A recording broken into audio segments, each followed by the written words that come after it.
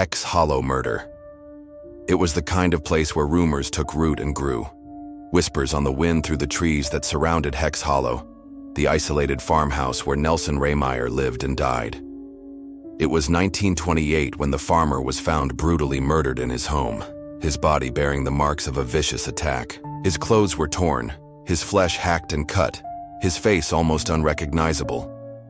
And when the police arrived, they found a horrifying scene.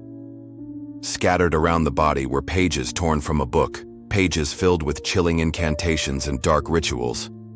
The murderers, or so they claimed, were Nelson's neighbors, a group of farmers whose crops had failed and livestock had died, all under the shadow of Hex Hollow Farm.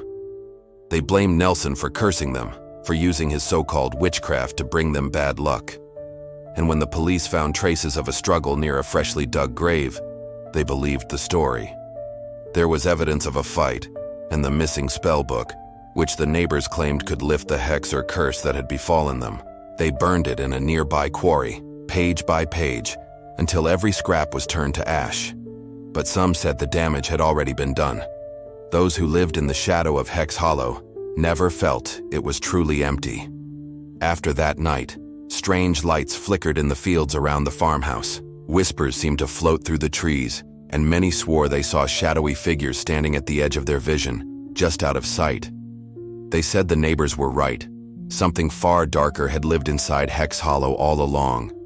The Atlas Vampire.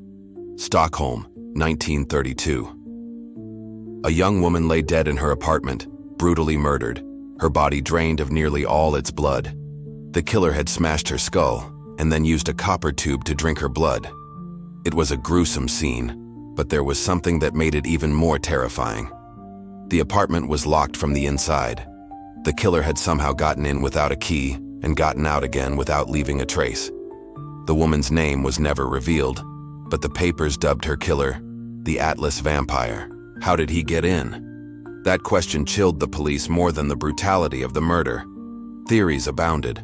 Some said the killer had used a duplicate key.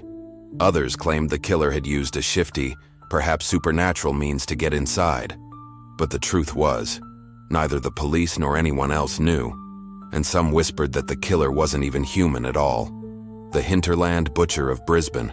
In the hills outside Brisbane, campers whispered of a place where the trees seemed to press in just a little too close, where the shadows seemed deeper and the air colder. They called it the Hinterland. In 1973, a family of 4 went missing in the area. Their car was later found abandoned, doors wide open, blood smeared across the seats. But the bodies of the missing family were never recovered. Some said the killer was a local man who lived deep in the bush, a shadowy figure who attacked unsuspecting campers. Others said he wasn't alone. They spoke of fires burning deep in the bush at night, and of seeing a tall, gaunt man with an axe, chopping wood, or perhaps hacking at the ground, searching for something.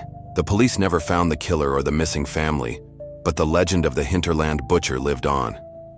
To this day, campers tell tales of hearing screams in the night, and some swear they've seen a shadowy figure standing at the edge of their vision, just out of sight. 3 stories that blur the line between crime and curse, where murderers do walk among us.